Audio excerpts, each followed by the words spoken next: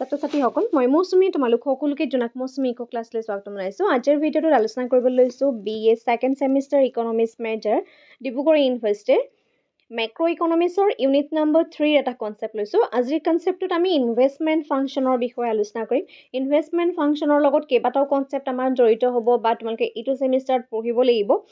সেইটো হৈছে total investment, net investment, average propensity to invest, marginal propensity to invest, and autonomous and induced investment.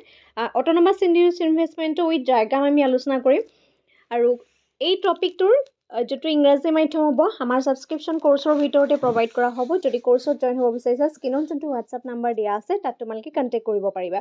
এতিয়া চোৱা যেতিয়া আমাক ইনভেষ্টমেণ্টৰ ডেফিনেশ্যন সোধে বা ইনভেষ্টমেণ্ট ফাংচনৰ ডিফাইন সোধে, ঠিক আছে, আমি ডিফাইন কেনেকৈ কৰিম বা ইনভেষ্টমেণ্ট ফাংচন বুলিলেনো আমি কি বুজো?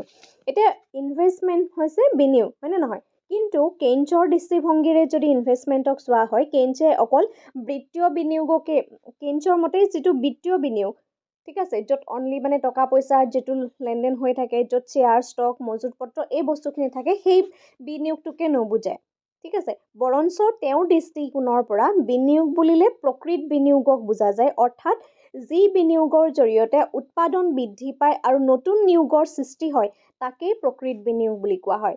ধৰি লৈছোঁ এটা যদি উদাহৰণ দিব বিচাৰিছোঁ, তোমাৰ নিজৰ ওচৰতে থকা এটা উদাহৰণ ধৰি লৈছোঁ, আজি তোমাৰ ওচৰত বিভিন্ন ধৰণৰ চ'ৰ্চৰ পৰাই হওক তুমি ছেভিং কৰি গৈ আছা, তুমি সঞ্চয় কৰি গৈ আছা, হয়নে?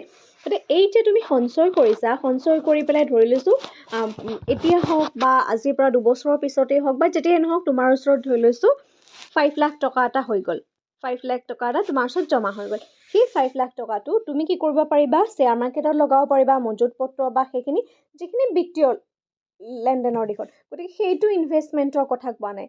কিন্তু তোমাৰ ওচৰত যে এই যে আজি তুমি সঞ্চয় কৰি থৈ যোৱা 5 লাখ টকা জমা হৈছে, সেই জমা টকাৰে তুমি ভৱিষ্যতে বিনিয়োগ মানে বিভিন্ন এটা সৰুকৈ তুমি উদ্যোগ এটা স্থাপন কৰিব পাৰিবা, এটা বিজনেছ তুমি স্থাপন কৰিব পাৰিবা, এখন ফাৰ্ম তুমি খুলিব পাৰিবা, ঠিক আছে।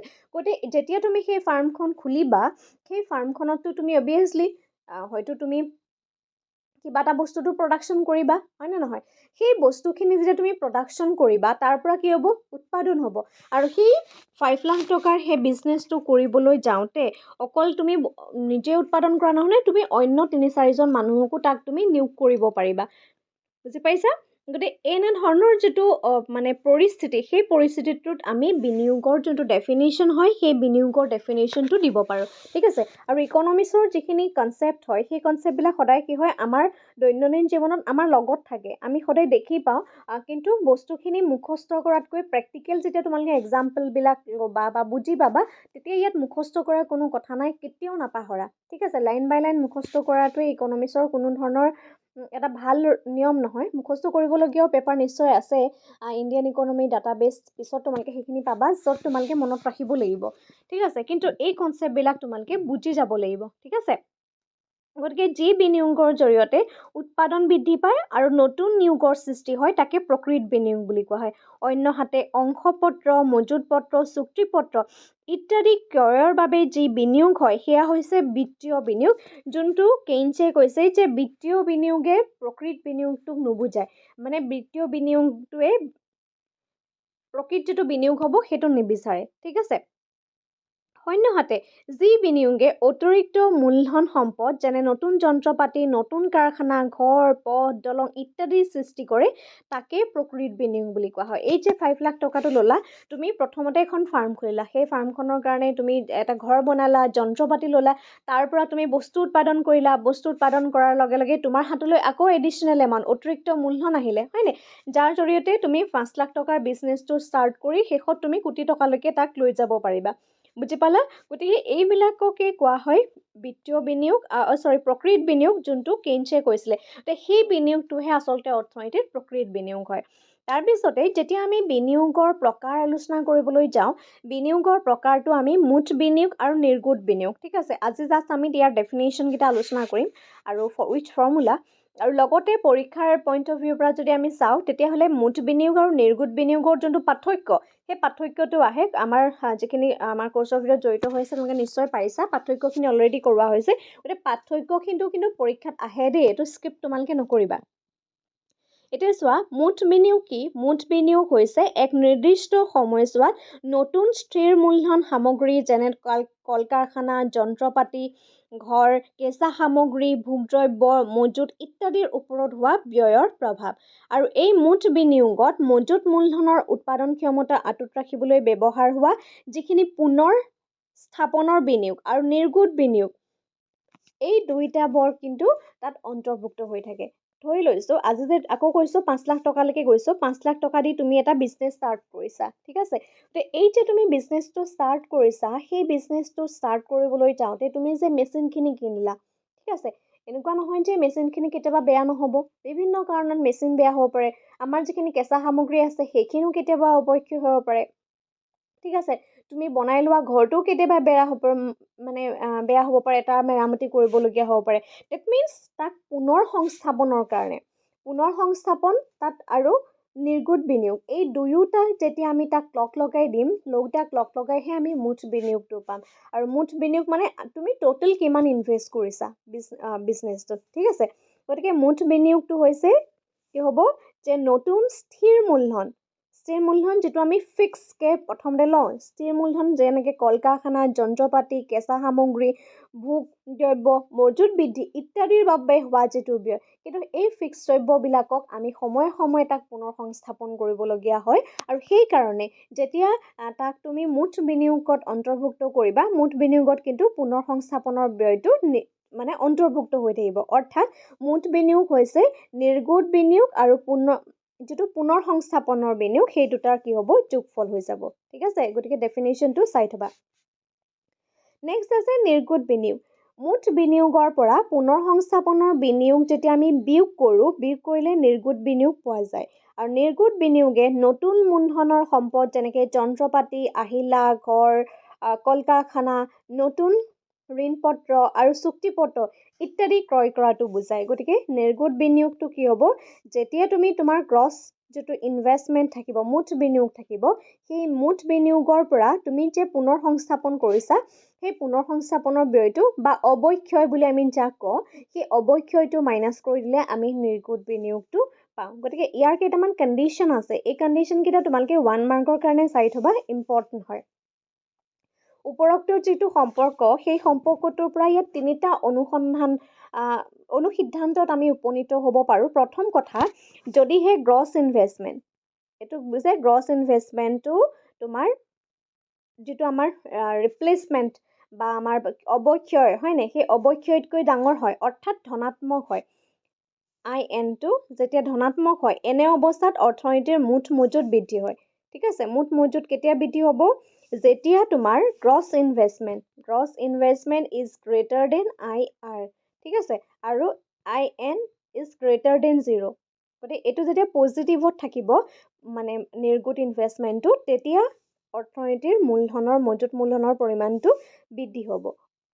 যেতিয়া gross investment is equal to IR আৰু IN ইকুৱেল টু যদি 0 হৈ থাকে, তেনে অৱস্থাত মূলধনৰ মজুতৰ অপৰিৱৰ্তন হৈ থাকে, কনষ্টেণ্ট হৈ থাকে, পৰিৱৰ্তন নহয়, সমান হ'লে।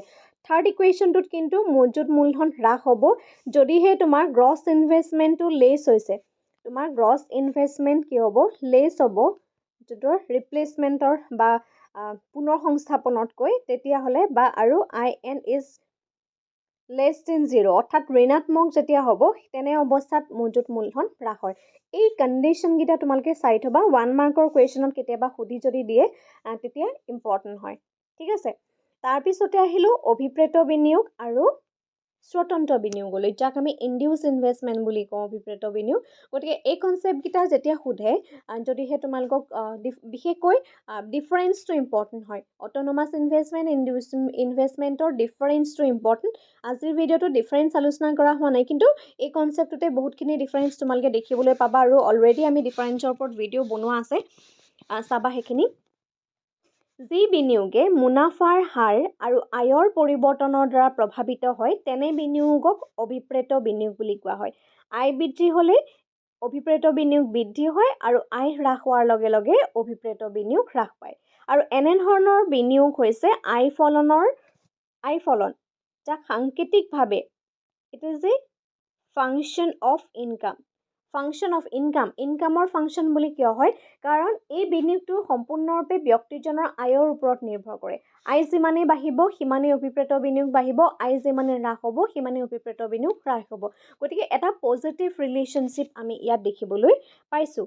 ঠিক আছে, অভিপ্ৰেত বিনিয়োগটো ব্যক্তিগত বিনিয়োগ বুলি কোৱা হয়, কাৰণ সাধাৰণতে এনেধৰণৰ বিনিয়োগে ব্যক্তিগত বিনিয়োগ স্তৰ বা প্ৰত্যাশিত মুনাফাৰ দ্বাৰা পৰিচালিত হয়। ফৰ এক্সাম্পল, যিমানবিলাক প্ৰাইভেট কোম্পানী আছে, ঠিক আছে, প্ৰাইভেট কোম্পানীবিলাকে যেতিয়া তেওঁলোকে এটা কোম্পানী ষ্টাৰ্ট কৰে, তেওঁলোকে বস্তু উৎপাদন কৰে, তেওঁলোকৰ উদ্দেশ্য কি? তেওঁলোকৰ উদ্দেশ্যটো হৈছে লাভ সৰ্বাধিকৰণ কৰা, প্ৰফিট মেক্সিমাইজেশ্যন, হয়নে?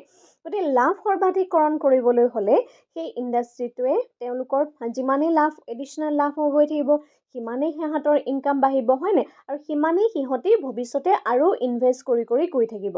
ঠিক আছে, যদিহে এটা কোম্পানীয়ে বস্তু উৎপাদন কৰিছে, তাৰ পৰা সেই বস্তুখিনি চেলো হোৱা নাই, যাৰ ফলস্বৰূপে তেওঁলোকৰ প্ৰফিট কমিছে, প্ৰফিট কমাৰ লগে লগে ইনকাম কমিব, তেতিয়া কিন্তু সেই ইণ্ডাষ্ট্ৰিটোৱে ভৱিষ্যতে আৰু বহুত বস্তু উৎপাদন কৰিবলৈ মন নকৰে, বা ইন ফিউচাৰ তেওঁলোকে ইনভেষ্ট কৰিবলৈ মন নকৰে, কাৰণ ইনকামটো কম হৈছে। বুজি পাইছেনে? কাৰণ য'ত লাভ নাথাকে তাত অভিপ্ৰেত বিনিয়োগটো নাথাকে। অভিপ্ৰেত বিনিয়োগটো হৈছে প্ৰত্যাশিত লাভ, তেওঁলোকে আশা কৰে ন সিমান পৰিমাণে লাভ পাম বুলি। গতিকে অভিপ্ৰেত বিনিয়োগৰ যোনটো কনচেপ্ট, সেইটো মুনাফাৰ হাৰ, যিটো প্ৰফিটৰ ওপৰত ডিপেণ্ডেণ্ট হয়, প্ৰফিট আৰু আয়ৰ পৰিৱৰ্তনৰ দ্বাৰা প্ৰভাৱিত হয়। ঠিক আছে, গতিকে এই কনচেপ্টটো আৰু অট'নমাছ ইনভেষ্টমেণ্টটো অৱশ্যে তাৰ সম্পূৰ্ণ বিপৰীত। ঠিক আছে, এতিয়া এই চিত্ৰটোত যদি চাওঁ, এই চিত্ৰটোত ইয়াৰ গ্ৰাফডাল দেখিছেনে? ওপৰলৈ চিফ্ট হৈছে, মানে পজিটিভত গৈছে। নিগেটিভত হোৱা হ'লে এনেধৰণে গ'লহেঁতেন। কাৰ্ভডাল কি হৈছে? ওপৰলৈ চিফ্ট হৈছে, মানে পজিটিভত এডাল কাৰ্ভ হৈছে। পজিটিভত কাৰ্ভডাল যদি আমি চাওঁ, OX অক্ষই জাতীয় আয় আৰু OY অক্ষই বিনিয়োগ দেখুৱাইছে। গতিকে ইয়াত চোৱা, জাতীয় আয় যেতিয়া OY আছিলে, তেতিয়া বিনিয়োগৰ পৰিমাণ আছিলে OI1। যেতিয়া জাতীয় আয়ৰ পৰিমাণ OIৰ পৰা OI2 লৈ বৃদ্ধি হ'ল, তেতিয়া বিনিয়োগৰ পৰিমাণ কিন্তু OY1ৰ পৰা OI2 লৈ বৃদ্ধি হ'ল। তাৰমানে আমি এইটোৱেই গম পাইছোঁ যে যিমানেই আয় বাঢ়ে, জাতীয় আয় বৃদ্ধি হোৱাৰ লগে লগে বিনিয়োগৰ পৰিমাণো বৃদ্ধি পায়। গতিকে এই অভিপ্ৰেত ধাৰণাটো কিন্তু আৰু দুটা তাৰ কাৰিকৰী ধৰ্ম আছে, যাক আমি average propensity to invest and marginal propensity to invest বুলি কওঁ। অৰ্থাৎ বিনিয়োগৰ গড় প্ৰৱণতা আৰু বিনিয়োগৰ প্ৰান্তিক প্ৰৱণতা বুলি আমি কওঁ। এতিয়া বিনিয়োগৰ গড় প্ৰৱণতা হৈছে যে এটা নিৰ্দিষ্ট সময়ত মুঠ বিনিয়োগ আয় আৰু মুঠ আয়ৰ অনুপাত, average average propensity to invest, তাৰ ফৰ্মুলাটো হৈছে I/Y। ঠিক আছে, I/Y মানে হৈছে যে মুঠ বিনিয়োগ আৰু মুঠ আয়ৰ অনুপাত। এতিয়া এই ডায়াগ্ৰামটোত যদি আমি ভালদৰে চাওঁ, মুঠ বিনিয়োগৰ পৰিমাণ কিমান আছিলে? OY1 আছিলে, আৰু মুঠ আয়ৰ পৰিমাণ আছিলে OY। গতিকে ইয়াৰ সলনি আমি এই চিত্ৰটোৰ মতে OI1 লিখিব পাৰোঁ, OY1 লিখিব পাৰোঁ। ঠিক আছে, ঠিক তেনেধৰণে যেতিয়া আমি প্ৰান্তিকৰ কথা কওঁ, প্ৰান্তিক প্ৰৱণতাৰ কথা কওঁ বিনিয়োগৰ, এডিশ্যনেল এমাউণ্ট, ডেট মিনছ অতিৰিক্ত বা প্ৰান্তিক। এতিয়া চোৱা, বিনিয়োগৰ প্ৰান্তিক প্ৰৱণতা হৈছে বিনিয়োগৰ পৰিৱৰ্তন আৰু আয়ৰ পৰিৱৰ্তনৰ অনুপাত, মাৰ্জিনেল প্ৰপেনচিটি টু ইনভেষ্ট। ইয়াত আমি changing I divided by changing Y. এই চিত্ৰটোত যদি ভালদৰে মন কৰা, এই পজিশ্যনটো দেখা পাইছেনে? এই পজিশ্যনটোত চেঞ্জিং ৱাইক ৰিপ্ৰেজেণ্ট কৰিছে, আৰু ওপৰৰ যিখিনি অংশ, তাৰমানে এই ৱাইৰ পৰা ইমানৰ অংশটো চেঞ্জিং আইক ৰিপ্ৰেজেণ্ট কৰিছে, চেঞ্জিং আইক ৰিপ্ৰেজেণ্ট কৰিছে। এতিয়া যিহেতু আয়ৰ পৰিৱৰ্তন হৈছে, গতিকে চেঞ্জিং আই পৰিৱৰ্তন কিমান হৈছে? I1ৰ পৰা I2 লৈ পৰিৱৰ্তন হৈছে। পৰিৱৰ্তন শব্দটো দুটা ভাগত ব্যৱহাৰ কৰিব পাৰি, হ্ৰাস বা বৃদ্ধি দুয়োটাই হয়। গতিকে ইয়াত যিহেতু বৃদ্ধি হৈছে, I1 to I2 লৈ হৈছে আৰু Y1 to Y2 লৈ হৈছে ঠিক আছে সেইকাৰণে আমি এই কনচেপ্টটোকে যদি আমি চিত্ৰটোৰ সহায়ত উপস্থাপন কৰোঁ তেতিয়াহ'লে পৰিৱৰ্তনৰ আয়ৰ পৰিৱৰ্তন কিমান হৈছে আয়ৰ পৰিৱৰ্তন হৈছে Y1 Y2 ঠিক আছে আৰু ইনভেষ্টমেণ্টৰ পৰিৱৰ্তন হৈছে Y1 Y2 ঠিক আছে গতিকে এনেধৰণেই আমি মাৰ্জিনেল প্ৰপেনচিটি টু ইনভেষ্টৰ কনচেপ্টটো ক'ব পাৰোঁ ঠিক আছে এক্সাম পইণ্ট অফ ভিউৰ পৰা কুৱেশ্যনবিলাক ইম্পৰ্টেণ্ট হয় কিন্তু চাই ল'বা দেই ঠিক আছে আহে পৰীক্ষাত তাৰপিছতে আহিলোঁ আৰু স্বতন্ত্ৰ বিনিয়োগৰ কনচেপ্টলৈ এতিয়া স্বতন্ত্ৰ বিনিয়োগ যাক আমি অট'নমাছ ইনভেষ্টমেণ্ট বুলি কওঁ যি বিনিয়োগে আয়ৰ পৰিৱৰ্তনৰ দ্বাৰা প্ৰভাৱিত নহয় আৰু মুনাফাৰ উদ্দেশ্যৰ দ্বাৰা পৰিচালিত নহয় তাকে স্বতন্ত্ৰ বিনিয়োগ বুলি কোৱা হয় দেন ধৰি লৈছোঁ চৰকাৰ বা কোনো ধৰণৰ ব্যক্তিগত প্ৰতিষ্ঠানে সামাজিক মূলধন যেনে ৰাজহুৱা পথ দলং জলসিঞ্চন ইত্যাদিৰ ওপৰত হোৱা যিটো বিনিয়োগ সেই বিনিয়োগক স্বতন্ত্ৰ বিনিয়োগ বুলি কয় আজি তোমাৰ ঘৰৰ সন্মুখত যোনটো ৰাস্তা সেই ৰাস্তাটো ভাল কৰিব কোনে চৰকাৰে ভাল কৰিব হয়নে গতিকে তাততো চৰকাৰৰ ব্যক্তিগত কোনো প্ৰফিট নাথাকে হয়নে নহয় কাৰণ তেওঁলোকে লাভৰ আশাত নকৰে ঠিক আছে তেওঁলোকে জনকল্যাণমূলক কামখিনি কৰে আৰু সেইকাৰণে অট'নমাছ ইনভেষ্টমেণ্টৰ উদ্দেশ্যটো হৈছে সমাজ কল্যাণ আৰু যোনটো আমি অভিপ্ৰেত বিনিয়োগ কৰোঁ সেই অভিপ্ৰেত বিনিয়োগৰ উদ্দেশ্যটো হৈছে লাভৰ সৰ্বাধিকৰণ গতিকে সেইটো এটা ডাঙৰ ডিফাৰেঞ্চ হয় ইয়াৰ ঠিক আছে গতিকে এনেধৰণৰ ডিফাৰেঞ্চ কিন্তু এই কুৱেশ্যনটো অট'নমাছ ইনডিউচ ইনভেষ্টমেণ্টৰ মাজৰ যিটো ডিফাৰেঞ্চ হয় কোনো কাৰণতে স্কিপ নকৰিবা সেইটো ইম্পৰ্টেণ্ট হয় ঠিক আছে এতিয়া এই ইনভেষ্টমেণ্টে মুনাফা আয় বা মুনাফাৰ দ্বাৰা যিহেতু পৰিচালিত নহয় গতিকে কিছুমান বাহ্যিক কাৰক আছে যেনেকৈ ধৰা প্ৰযুক্তি জনসংখ্যা বৃদ্ধি বা নতুনত্বৰ প্ৰৱৰ্তন ইত্যাদিৰ প্ৰভাৱৰ দ্বাৰা পৰিচালিত হয় এতিয়া ধৰা যিমানেই জনসংখ্যা বৃদ্ধি হৈ গৈ থাকে এনেধৰ ইয়াৰ কাৰ্ভডাল কি হয় এক্স অক্ষৰ সমান্তৰাল হয় ইয়াৰ এক্স অক্ষৰ সমান্তৰাল এডাল কাৰ্ভ হয় অ' এক্স অক্ষত জাতীয় আয় আৰু অ' ৱাই অক্ষত বিনিয়োগ দেখুওৱা হৈছে কিন্তু এই যোনডাল ৰেখা হয় এই ৰেখাডাল কেতিয়াবা পৰিৱৰ্তন হ'ব পাৰে ঠিক আছে পৰিৱৰ্তন এইকাৰণেই হ'ব পাৰে যেতিয়া জনসংখ্যাৰ পৰিৱৰ্তন হয় প্ৰযুক্তিবিদ্যাৰ পৰিৱৰ্তন হয় নতুনত্বৰ প্ৰৱৰ্তন হয় তেতিয়া কিন্তু এই ৰেখাডাল চেঞ্জ হ'ব পাৰে বাট আদাৰৱাইজ আমি যদি ইয়াৰ কাৰ্ভডাল কওঁ সেই কাৰ্ভডাল কি হ'ব এক্স অক্ষৰ সমান্তৰাল হ'ব আৰু যেতিয়া ডিফাৰেঞ্চ লিখোঁতে অভিপ্ৰেত বিনিয়োগ আৰু অট'নমাছ ইনভেষ্টমেণ্টৰ এনেধৰণে যেতিয়া তোমালোকে মানে ডিফাৰেঞ্চ লিখিবা তেতিয়া অট'নমাছ ইনভেষ্টমেণ্টৰ কাৰ্ভডাল আৰু ইনডিউচ ইনভেষ্টমেণ্টৰ কাৰ্ভডাল এনেধৰণে যদি তোমালোকে মেনশ্যন কৰি দিব পাৰা তেতিয়াতো খুব বেছিয়ে ভাল হয় ঠিক আছে এইটো চাই ল'বা আৰু এক্সাম পইণ্ট অফ ভিউৰ পৰা কিন্তু ইম্পৰ্টেণ্ট হয় কুৱেশ্যনটো বুজি পালানে মোক এটা কমেণ্ট কৰি জনাবা আজিলৈ ভিডিঅ'টো ইমানেই ধন্যবাদ